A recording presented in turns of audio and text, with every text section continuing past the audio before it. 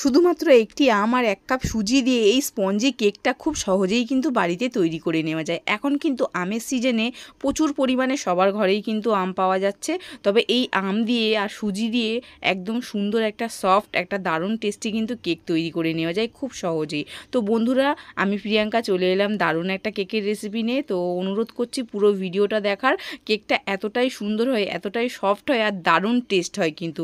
তো চলো বন্ধুরা, সহজ পদ্ধতিতে আমি বানিয়েছি, তো পুরো রেসিপিটা দেখতে থাকো। তো প্রথমেই এখানে নিয়ে নিয়েছি আম। যেহেতু আম দিয়ে কেক বানাবো তাহলে তো আম তো লাগবেই। তো এখানে একটা আম দিয়েই আমি তৈরি করব। আর এই আমটা আমাদের গাছ পাকা আম, তো সেই গাছ পাকা আমটাকে নিয়েছি, আঁটিটা কিন্তু আমাদের লাগবে না। তো আমের সাইডের অংশগুলো আমি কেটে নিয়েছি। তো দুটো টুকরো দিয়েই আজকে তৈরি করব এই কেকটা।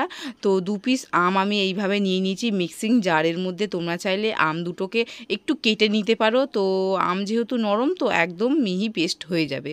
তো আমি কিন্তু আর কাটলাম না, এই যে একদম আমের পাল্পটা কিন্তু আমি বানিয়ে নিয়েছি, নিয়ে রেডি করে রাখলাম। এবার এদিকে একটা গামলি নিয়েছি, এর মধ্যে দিয়ে দিলাম 1 কাপ মতন সুজি আর সাথে ওই আমের পাল্পটা।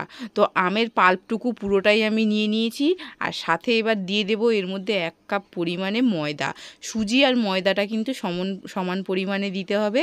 আর দিয়েছি এখানে একটা ডিমটাকে ফেটিয়ে দিয়েছি। আর সাথে এবার দিয়ে দেবো এখানে 1/2 কাপ মতন চিনির পরিমাণটা আমি একটু কম দিয়েছি, যার কারণ আমটা কিন্তু প্রচণ্ড মিষ্টি, গাছ পাকা আম তো খুবই মিষ্টি, তাই চিনির পরিমাণটা একটু কম রেখেছি। আর এদিকে এবার দিয়ে দেবো দুধ। এখানে 1 কাপ পরিমাণে দুধ নিয়েছি, তবে আমি প্রথমে 1/2 কাপ দিয়ে এটাকে ভালো মতন মিশিয়ে নেব, আমার প্রয়োজন হলে আবারও দেব।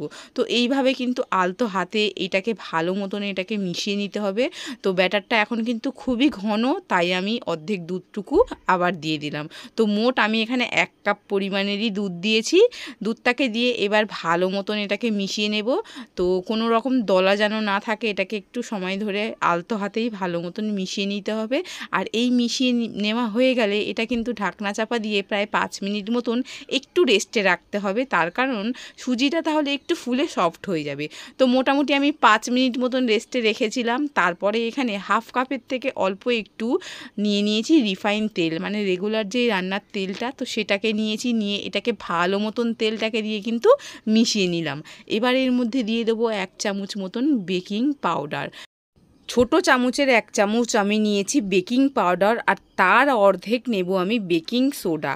আচ্ছা, তোমরা যারা baking soda baking powder use করতে চাইছো না, তারা কিন্তু এখন এই মোমেন্টে কিন্তু একটা ইনোর প্যাকেট তোমরা দিয়ে দিতে পারো। তো এই যে এটা দিয়ে কিন্তু আমি ভালো মতন মিশিয়ে নিলাম। আর এখন কিন্তু একটা স্মুথ ব্যাটার তৈরি হয়ে গেছে। তো কেকের ব্যাটার আমাদের রেডি হয়ে গেছে। আর এদিকে আগে থেকে না আমি একটা স্টিলের থালা নিয়েছি, এর মধ্যে একটু বাটার পেপার দিয়েছি, সাথে একটু অয়েল ভালো মতন ব্রাশ করে দিয়েছি। আজকের আমি এই কেকটা তৈরি করব স্টিলের প্লেটের মধ্যে। অনেকেই তোমরা আছো যারা বাড়িতে অ্যালুমিনিয়ামের জিনিস মানে কেক টিন নেই, তারা কিন্তু এইভাবে স্টিলের এরকম থালা প্লেটের মধ্যে তৈরি করে নিতে পারো। তো এদিকে কিন্তু ছেলেটা খুবই মজা করছিল, আইসক্রিম খাচ্ছিল আর বারবার বায়না করছিল কখন কেক বানাবে কখন কেক বানাবে কখন খাবেও। তো যাই হোক, এখন কিন্তু কেকের ব্যাটারটা আমার রেডি হয়ে গেছে। থালাটা ধরে এইভাবে একটু ট্যাপ করে নিলাম। তো এখন এদিকে আমি একটা কড়াইয়ের মধ্যে একটু নুন দিয়েছি, সাথে একটা স্ট্যান্ড বসিয়ে দিয়ে এটাকে খুব সাবধানে কিন্তু বসিয়ে দিতে হবে। আর তার আগে কড়াইটাকে একটু গরম করে নিয়েছিলাম আমি। আর এই নুনটা আমি প্রতিবারই কিন্তু ইউজ করি, কেক বানানো হয়ে গেলে আবার কিন্তু এটা টিফিন বক্সটা ঢুকিয়ে রেখে দিই। তো প্রায় আমি মিডিয়াম হিটে গ্যাসের ফ্লেমটা একদম মিডিয়াম থেকে লোতে দিয়ে এটা প্রায় 1/2 ঘন্টা মতন রেখেছিলাম। 1/2 ঘন্টার মধ্যেই কিন্তু আমার কেকটা তৈরি হয়ে গেছে। তো এই আম সুজির কেকটা কিন্তু বানাতে খুব একটা বেশি সময় লাগে না। আর কেকের কালারটা কিন্তু খুব সুন্দর এসছে, দেখে তোমরাও নিশ্চয়ই বুঝতেই পারছো। সাইড থেকে কিন্তু কেকের কালারটা কিন্তু দারুণ এসছে, আর কেকটা একটু ছেড়েও দিয়েছে সাইড থেকে। এখন একটু হালকা ঠান্ডা করে নিয়ে এদিকে একটা চাকু নিয়ে এইভাবে সাইড থেকে কিন্তু একটু ছাড়িয়ে নেব। আর কেকটা কিন্তু ঠান্ডা হয়ে গেলে তারপরেই কিন্তু কেকটাকে ঢালতে হবে। গরম অবস্থাতে কিন্তু কোনো মতেই কেকটা ঢালা যাবে না, তাহলে কিন্তু ভেঙে যাবে।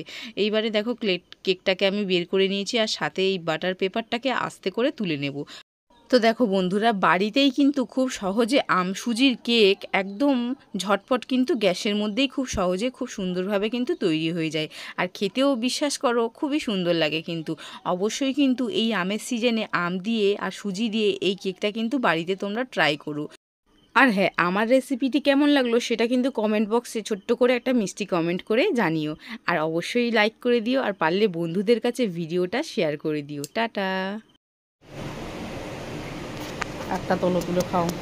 ভাই কেষ্ট একটু হাসে না, কথা বলে না।